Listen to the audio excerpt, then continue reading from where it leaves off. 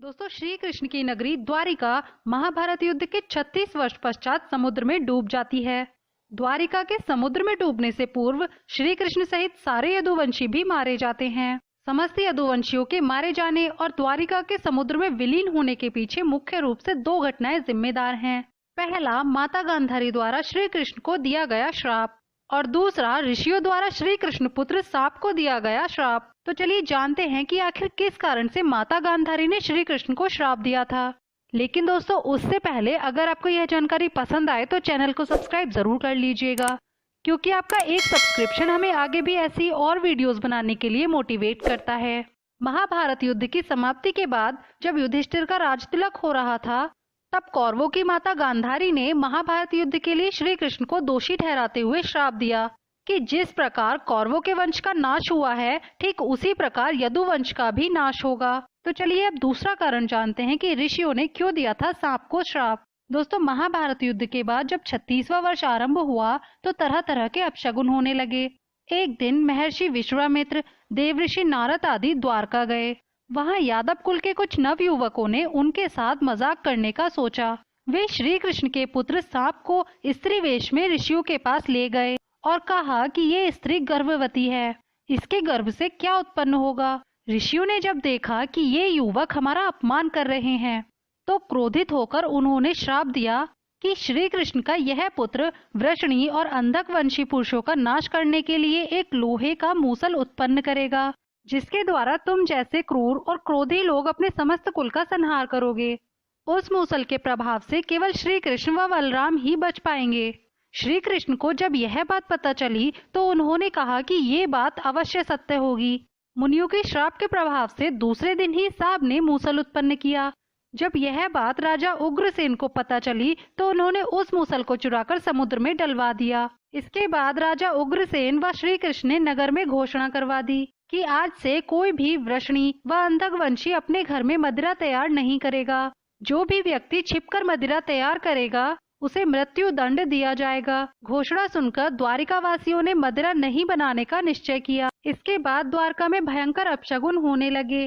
प्रतिदिन आंधी चलने लगी। चूहे इतने बढ़ गए कि मार्गों पर मनुष्य से ज्यादा चूहे दिखाई देने लगे।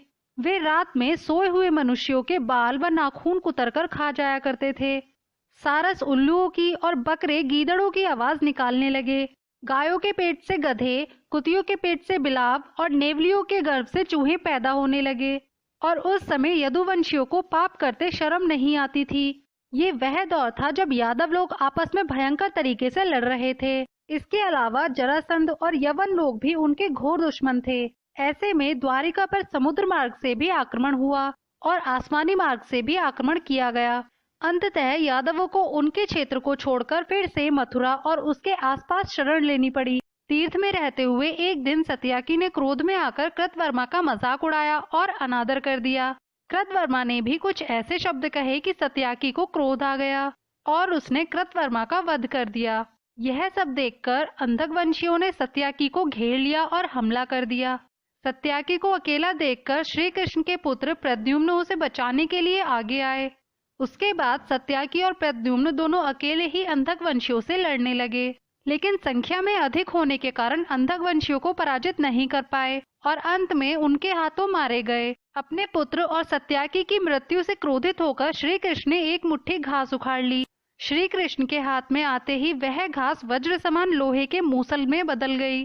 अब जो भी कोई उस घास को उखाड़ता था वह घास मूसल में बदल जाती। उन मूसलों के एक ही वार से प्राण निकल जाते थे। उस समय काल के प्रभाव से सभी वीर मूसलों से एक दूसरे का वध करने लगे। यदुवंशी भी आपस में लड़ते हुए मरने लगे। श्री कृष्ण के देखते ही देखते सांब, अनिरुद्ध, चारुदेशन और गद की मृत्यु हो गई। अंत में श्री कृष्ण ने अपने सारथी दारुक से कहा कि तुम हस्तिनापुर जाओ और अर्जुन को पूरी घटना बताकर द्वारका ले आओ।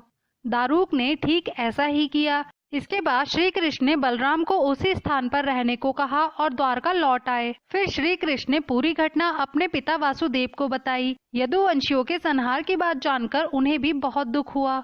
श्री कृष्ण ने वासुदेव से कहा कि आप अर्जुन के आने तक स्त्रियों की रक्षा करें। इस समय बलराम वन में मेरी प्रतीक्षा कर रहे हैं, मैं उनसे मिलने जा रहा हूँ। यह कहकर श्री कृष्ण बलराम से मिलने चल पड़े। वन में जाकर श्री कृष्ण ने देखा कि बलराम समाधि में लीन हैं। देखते ही देखते बलराम श्री कृष्ण के सामने नाग रूप में प्रकट हो गए और श्री कृष्ण से आज्ञा लेकर वैकुंठ धाम लौट गए। उधर बलराम द्वारा देह त्याग करने के बाद श्री कृष्ण वन में घूमने लगे। घूमते घूमते वे एक स्थान पर बैठकर गांधारी द्वारा दिए गए श्राप के बारे में सोचने लगे। देह त्याग करने की इच्छा से श्री कृष्ण ने अपनी इंद्रियों को संचित किया और महायोग की अवस्था में धरती पर लेट गए। जिस समय श्री कृष्ण समाधि में लीन थे, उसी समय जरा नाम का एक शिकारी हिरण का शिकार करने के उद्देश्य से वहां आ गया और उसने हिरण समझकर दूर से ही श्री कृष्ण पर बाण चला दिया। बाण चलाने के बाद जब वह शिकारी शिकार पकड़ने के लिए गया तो योग में स्थित भगवान श्री कृष्ण को देखकर उसे अपनी भूल पर पछतावा हुआ। तब श्री कृष्ण ने उसे आश्वासन दिया और परम धाम चले गए। इधर दारुक ने हस्तिनापुर पहुंचकर यदुवंशियों के संहार की पूरी घटना पांडवों को बताई। यह सुनकर पांडवों को बहुत दुख हुआ और अर्जुन तुरंत ही अपने मामा वासुदेव से मिलने के लिए द्वारका चले आए। श्री कृष्ण की रानियां उन्हें देखकर रोने लगीं। उन्हें रोता देख अर्जुन भी रोने लगे और श्री कृष्ण को याद करने लगे। इसके बाद अर्जुन वासुदेव जी से मिले। वासुदेव ने अर्जुन को श्री कृष्ण का संदेश सुनाते हुए कहा कि द्वारका शीघ्र ही डूबने वाली है, अतः तुम अपने साथ सभी नगरवासियों को ले जाओ। इसके बाद अर्जुन अपने साथ श्री कृष्ण के परिजनों को लेकर इंद्रप्रस्थ की ओर चले गए। उन सभी के जाते ही द्वारका नगरी समुद्र में डूब गई। यह देखकर सभी को बड़ा आश्चर्य हुआ। तो चलिए दोस्तों, अब जानते हैं कि वैज्ञानिकों के अनुसार कैसे नष्ट हो गई द्वारका। दोस्तों, वैज्ञानिकों के अनुसार जब हिमयुग समाप्त हुआ तो समुद्र का जल स्तर बढ़ा और उसमें देश दुनिया के कई तटवर्ती शहर डूब गए। द्वारका भी उन शहरों में से एक थी। लेकिन अब सवाल यह उठता है कि हिमयुग तो आज से 10,000 वर्ष पूर्व समाप्त हुआ और भगवान श्री कृष्ण ने नई द्वारिका का निर्माण 5,300 वर्ष पूर्व किया था। तो ऐसे में इसके हिमयुग के दौरान समुद्र में डूब जाने की थ्योरी आधी सच लगती है। लेकिन बहुत से पुराणकार और इतिहासकार मानते हैं कि द्वारिका को श्री कृष्ण के देहांत के बाद जानबूझकर नष्ट किया गया था। तो दोस्तों, ये तो हमने आपको बताया कि द्वारिका कब, क्यों और कैसे डूबी थी। अगर आपको यह जानकारी पसंद आई हो तो वीडियो को लाइक जरूर कर दीजिएगा और श्री कृष्ण के भक्त कमेंट में जय श्री कृष्ण लिखना बिल्कुल ना भूलें। साथ ही इस वीडियो को ज्यादा से ज्यादा लोगों में शेयर भी करें ताकि सभी ये जानकारी पा सकें। धन्यवाद।